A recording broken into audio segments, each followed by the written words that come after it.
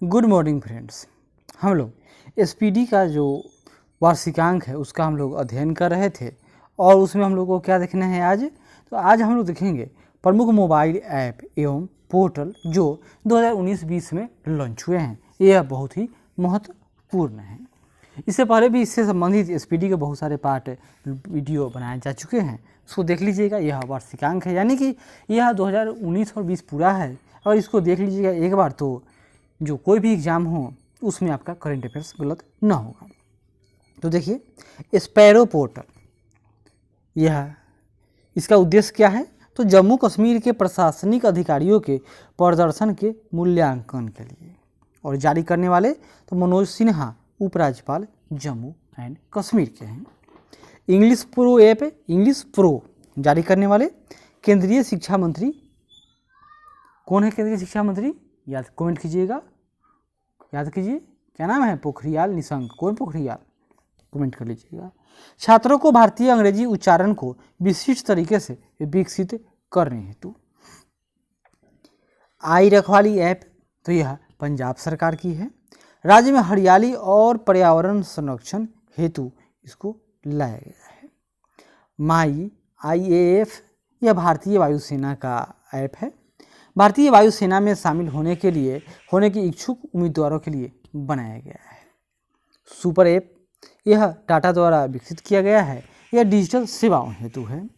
ई ज्ञान मित्र ऐप, यह दादर नगर हवेली एवं दमन दीव में ऑनलाइन शिक्षा प्रदान करने के लिए बनाया गया है। हरित पथ ऐप, केंद्रीय मंत्री नितिन गडकरी द्वारा इसको लॉन्च किया गया। यह राष्ट्रीय राजमार्गों पर वृक्षारोपण के निगरानी के लिए इसको बनाया गया है। सुरक्ष पोर्टल, याद कीजिए सुरक्ष पोर्टल, यह केंद्रीय पर्यावरण मंत्री पी जावड़ेकर, क्या नाम है इनका? पी जावड़ेकर के द्वारा इसको जारी किया गया, और यह हाथियों के संरक्षण को ध्यान में रखते हुए उनकी वास्तविक जानकारी एकत्र करना इसका उद्देश्य है। केंद्रीय पर्यावरण मंत्री कौन है? तो प्रकाश जावड़ेकर। एयर सुविधा, दिल्ली इंटरनेशनल एयरपोर्ट लिमिटेड द्वारा इसको विकसित किया गया। यह भारत में बाध्य अंतर्राष्ट्रीय यात्रियों के लिए है। भारत बाध्य अंतर्राष्ट्रीय यात्री, यानी कि भारत को छोड़कर जो बाहरी अंतर्राष्ट्रीय यात्री हैं उनके लिए यह उपयोगी है। क्रोमो जॉब्स, यह IT कंपनी गूगल द्वारा इसको लॉन्च किया गया, और यह भारत में रोजगार आवेदन एवं नौकरी तलाशने में मदद करने हेतु बनाया गया है। Restart India portal, Muthoot Fincorp द्वारा इसको लॉन्च किया गया। यह MSME क्षेत्र के व्यवसायों को फिर से शुरू करने हेतु उपयोगी सिद्ध होगा। संजीवन ऐप, यह बिहार सरकार का है। यह कोरोना संक्रमण के प्रसार रोकने हेतु लाभकारी है। सृजन पोर्टल, रक्षा मंत्री राजनाथ सिंह द्वारा इसको लॉन्च किया गया। यह उन वस्तुओं को प्रदर्शित करता है जो भारतीय रक्षा उद्योग के लिए आयात की जाती है। प्रवासी रोजगार ऐप बनाने वाले जारीकर्ता अभिनेता सोनू सूद प्रवासियों को विभिन्न क्षेत्रों में नौकरी के अवसर तलाशने हेतु लाभप्रद है। असीम पोर्टल, ASEEM, यह कौशल विकास व उद्यमिता मंत्रालय द्वारा इसको जारी किया गया। यह कुशल आजीविका के अवसर खोजने में मदद करने के लिए इसको बनाया गया है। आत्मनिर्भर निधि ऐप, आवास व शहरी मंत्रालयों के मामलों के मंत्रालय द्वारा इसको बनाया गया। क्या नाम है? आत्मनिर्भर निधि ऐप। यह स्ट्रीट वेंडरों के ऋण आवेदनों की सोर्सिंग एवं प्रोसेसिंग आदि हेतु इसका मुख्य उद्देश्य था। महारोजगार पोर्टल, महा यानी महासरकार, मतलब महाराष्ट्र की सरकार जारी करता है। राज्य के नागरिकों को पुनः रोजगार के अवसर प्रदान करने के लिए इसको लॉन्च किया गया। ई पोर्टल LED, यह दिल्ली सरकार का पहल है। इस पर कक्षा 1 से लेकर 12 के छात्रों के लिए 10,000 शिक्षण सामग्री इस पर उपलब्ध है। ई किसान धन ऐप, HDFC द्वारा इसको लॉन्च किया गया। किसान कृषि एवं बैंकिंग से जुड़ी सेवाओं का लाभ एवं जानकारी इसमें ले सकें। कौन? तो किसान। घर घर निगरानी ऐप, तो घर निगरानी ऐप यह पंजाब सरकार का है। कोविड-19 के सामाजिक फैलाव रोकने के लिए इसको बनाया गया है।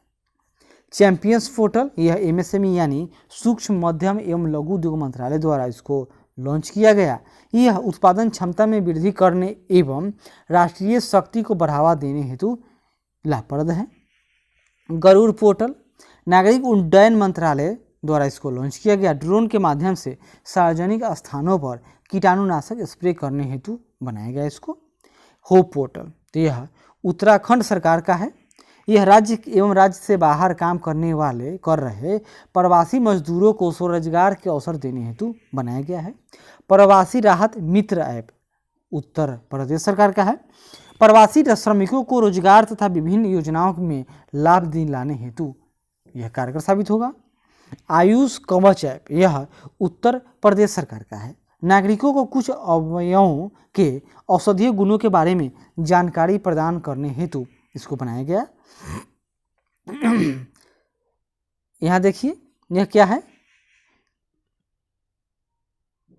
STRANDED इंडिया, केंद्रीय पर्यटन मंत्रालय द्वारा इसको लॉन्च किया गया। यह विदेशी पर्यटकों की सहायता हेतु ताकि घर पहुंचाए जाने के संबंध में जानकारी मिल सके।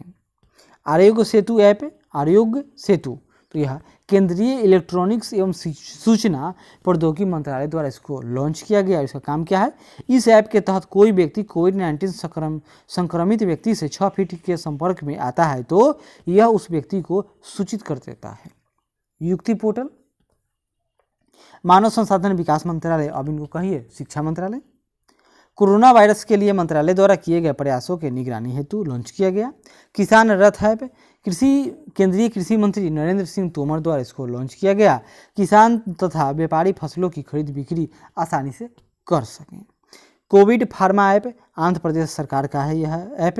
ये राज्य में दवा की दुकानों से दवा खरीदने वाले व्यक्तियों पर नज़र रखने के लिए बनाया गया है।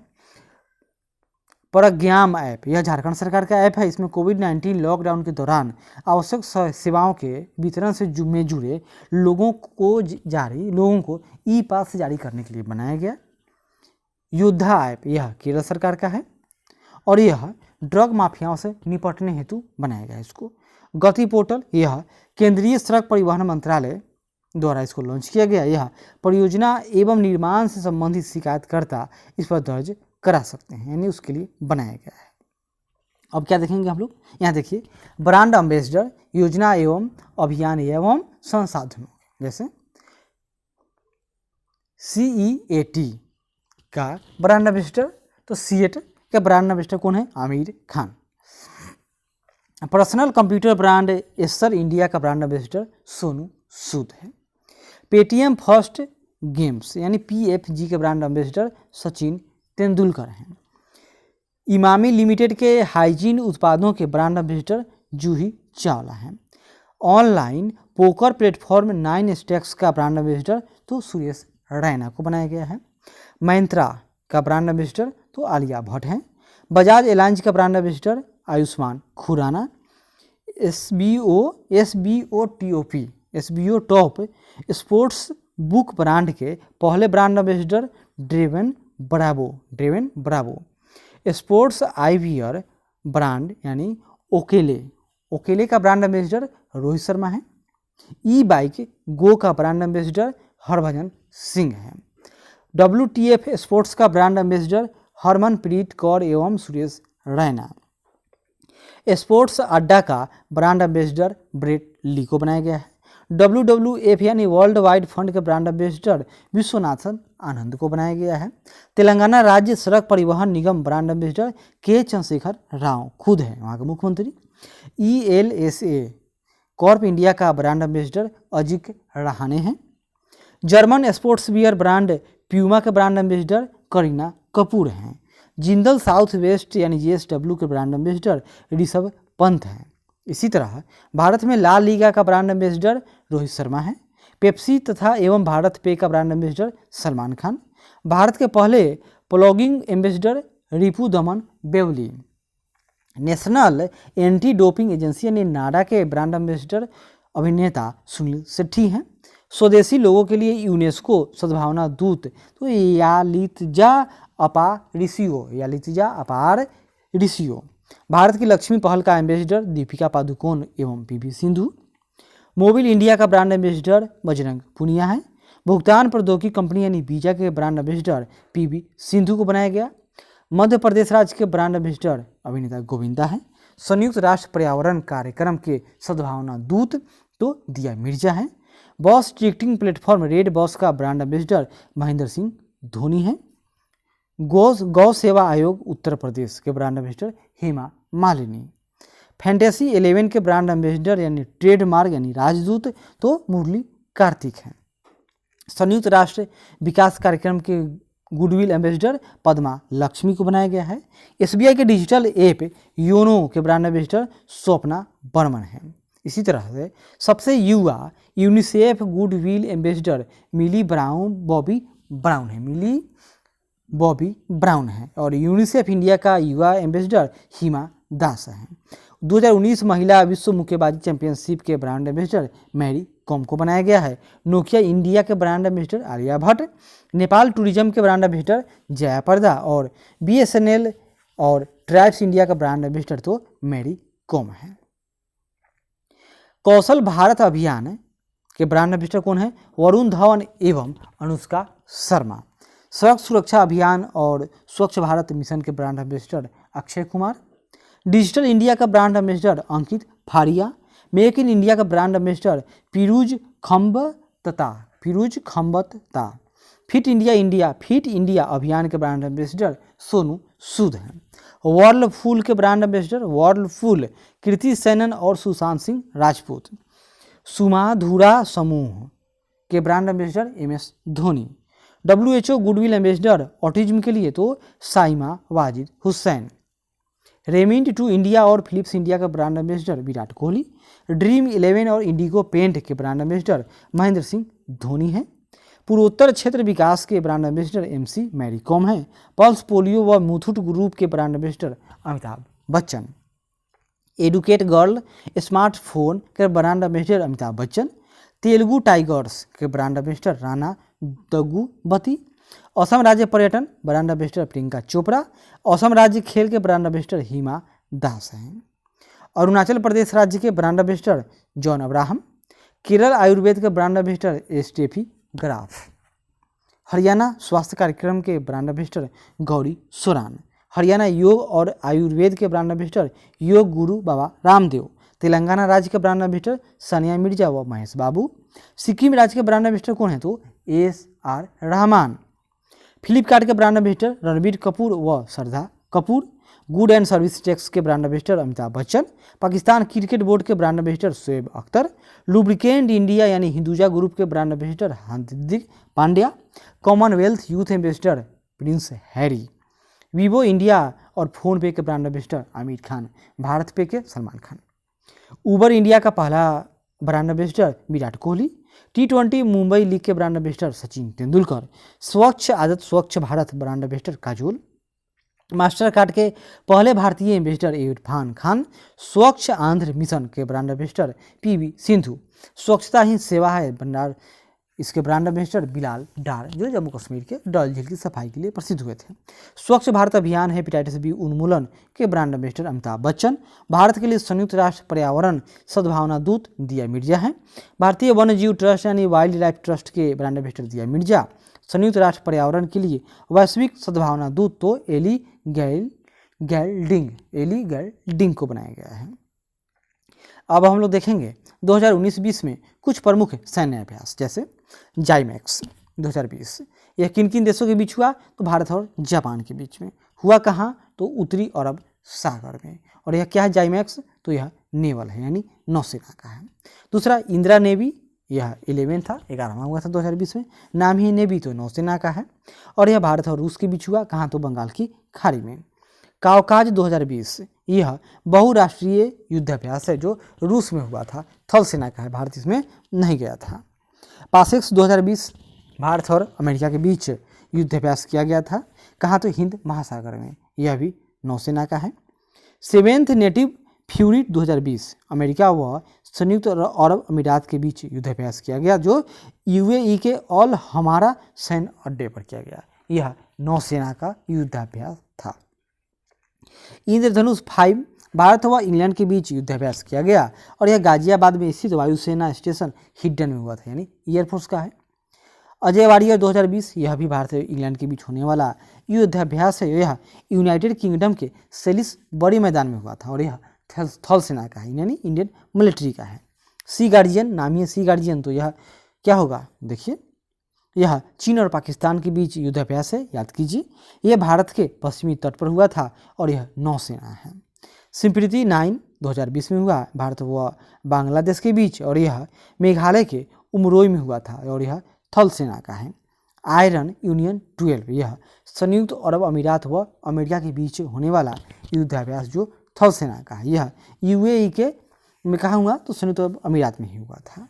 इंद्र अभ्यास 2019 रूस और भारत का संयुक्त सैन्य अभ्यास है जो बबीना, झांसी, उत्तर प्रदेश, पुणे एवं गोवा में, और यह थल सेना अभ्यास था। सूर्य किरण का 14वां सत्र 2019 में भारत और नेपाल के बीच हुआ और यह नेपाल के रूपेनदेही जिले के सली झंडी में हुआ था और यह थल सेना का युद्धाभ्यास था। हैंड इन हैंड, तो कहाँ होगा हैंड इन हैंड, भारत और चीन के बीच। यह मेघालय के उमरोई में हुआ था और यह थल सेना का था 2019 वाला। मित्र शक्ति 7वां भारत और चीन के बीच, यह पुणे के औंध स्टेशन में हुआ था, यह भी थल सेना का है। जायर अल बहार 2019, यह भारत व कतर के बीच हुआ, कतर के दोहा में, और यह नौसेना का युद्धाभ्यास था।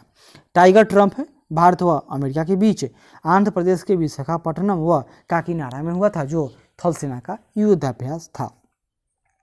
डस्ट लीग 2019 भारत व उज्बेकिस्तान के बीच होने वाला, यह थल सेना का अभ्यास था जो उज्बेकिस्तान के ताशकंद में चिरचिक प्रशिक्षण क्षेत्र में हुआ था। डस्ट लीग भारत व उज्बेकिस्तान। समुद्र शक्ति 2019 तो भारत व इंडोनेशिया बंगाल की खाड़ी में हुआ और यह नौसेना का संयुक्त युद्धाभ्यास था। शक्ति 2019 भारत व फ्रांस के मध्य होने वाला युद्धाभ्यास थल सेना का था और यह राजस्थान के महाजन फील्ड फायरिंग रेंज में हुआ था। धर्म गार्जियन 2019 भारत व जापान के बीच हुआ था, यह मिजोरम में हुआ, मिजोरम में कहाँ तो वायरंगटे में हुआ था और यह थल सेना का था। सेन्यू मैत्री नाम ही है, सेन्यू मैत्री, तो भारत व जापान के बीच पश्चिम बंगाल के पानागढ़ शहर में हुआ था और यह वायुसेना का मिलिट्री अभ्यास था। एक्यूवेरिन, तो एक्यूवेरिन क्या है, भारत व मालदीव के बीच होने वाला थल सेना का युद्धाभ्यास है जो विदेशी प्रशिक्षण node Aundh military station Pune में हुआ था। वज्र प्रहार 10 2019 में हुआ भारत व अमेरिका के बीच, यह सिएटल के संयुक्त बेस लुइस मैकार्ड में हुआ था, जो थल अभ्यास था, थल अभ्यास यानी थल सैनिक का हुआ। नोमैटिक एलिफेंट, यह भारत व मंगोलिया के बीच होने वाला थल सेना का एक युद्धाभ्यास है जो 2019 में बकलोह हिमाचल प्रदेश में हुआ था। स्मेलिंग फील्ड्स 2019 तीनों सेनाओं का पहला संयुक्त अभ्यास था जो गुजरात में पाकिस्तान बॉर्डर के पास नलिया में हुआ था। यह मुख्य रूप से थल सेना का ही कहेंगे इसको। सीट मैक्स 2019 में हुआ था, यह भारत, सिंगापुर व थाईलैंड के बीच होने वाला ट्राइलेटरल नौसेना का युद्धाभ्यास था जो पोर्ट ब्लेयर अंडमान निकोबार द्वीप समूह में आयोजित हुआ था। मालाबार 2020 वाला आयोजित होगा इस बार, जो अरब सागर में होगा और यह इस बार क्या होगा, तो इस बार 4 देश आएंगे, भारत, अमेरिका, जापान व ऑस्ट्रेलिया। आगे बढ़ते हैं।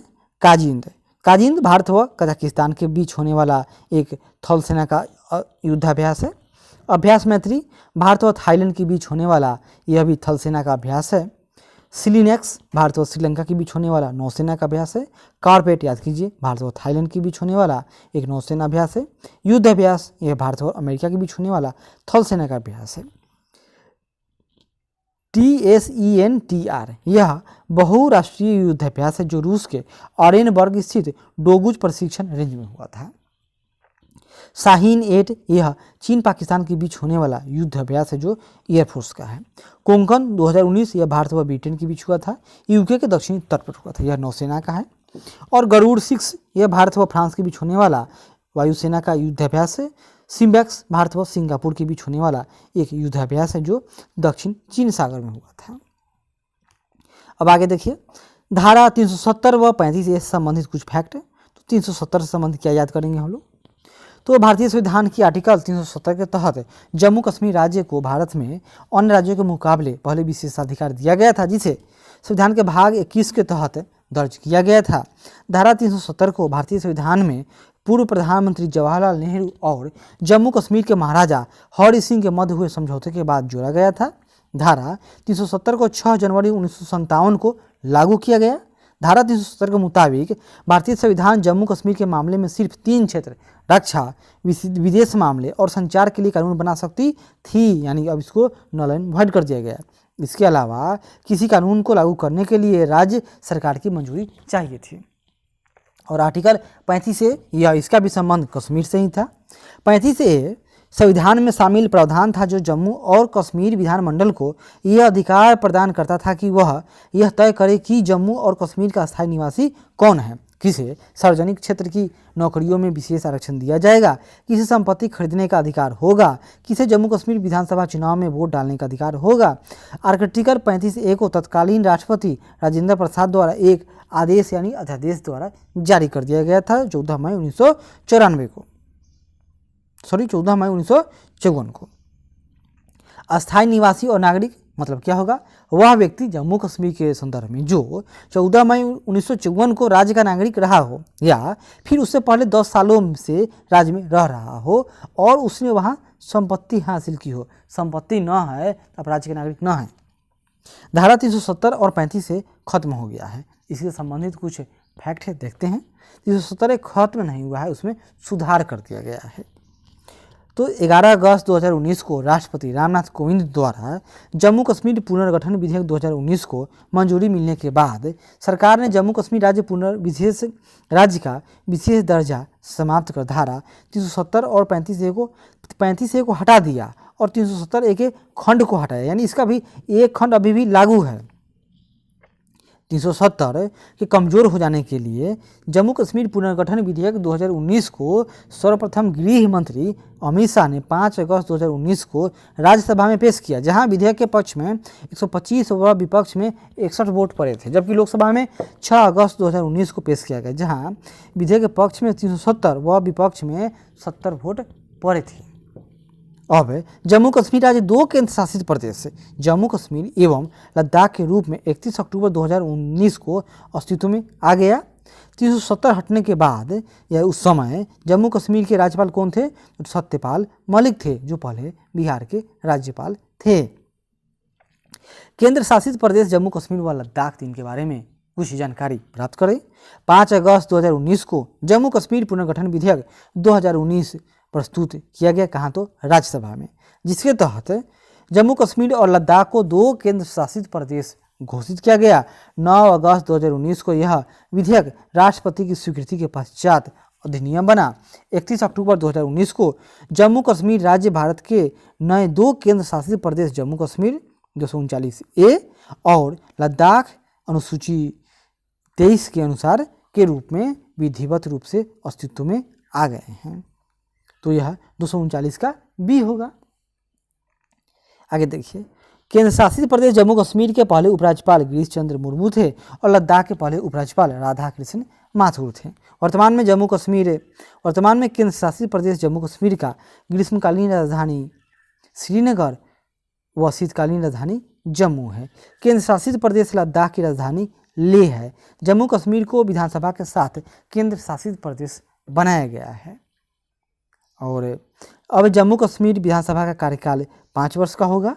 केंद्र शासित प्रदेश जम्मू कश्मीर विधानसभा में कुल 114 सीटें होंगी, जिसमें 24 सीटें पाक अधिकृत कश्मीर के लिए रिक्त रहेंगी और 90 सीटों पर चुनाव होगा। अब जम्मू कश्मीर से लोकसभा के 5 सीट और राज्यसभा के 4 सीटें होंगी, जबकि लद्दाख से 1 सीट लोकसभा की होंगी। वर्तमान में केंद्र शासित प्रदेश जम्मू कश्मीर में कुल 22 जिले हैं। परीक्षा उपयोगी कुछ फैक्ट देख लीजिए। राज्य के रूप में जम्मू कश्मीर की स्थापना 26 अक्टूबर 1947 को। जम्मू कश्मीर में अनुच्छेद 370 लागू होता है 17 अक्टूबर 1949 को। अनुच्छेद 370 का मसौदा तैयार किया गया था गोपाल स्वामी अयंगर द्वारा। जम्मू कश्मीर में धारा 35A को लागू किया गया था 24 मई 1954 को। जम्मू कश्मीर का संविधान लागू हुआ था 26 जनवरी 1957 को। वर्तमान में विशेष दर्जा प्राप्त राज्यों की कुल संख्या 10 है। जम्मू कश्मीर का विशेष राज्य का दर्जा समाप्त हुआ 5 अगस्त 2019 को। जम्मू कश्मीर तथा लद्दाख केंद्र शासित प्रदेश के रूप में आधिकारिक रूप से अस्तित्व में आया 31 अक्टूबर 19 को अनुच्छेद 370 संबंधित है संविधान के भाग 21 से। पहले जम्मू कश्मीर विधानसभा का कार्यकाल होता था 6 वर्ष का। अब इसके बाद नवगठित जांच समितियां एवं आयोग, इसके बारे में हम लोग अगले वीडियो में, तब तक आशा करते हैं कि यह प्रयास अच्छा लगे, जरूर लाइक करें, शेयर करें, कमेंट करें और सब्सक्राइब करें।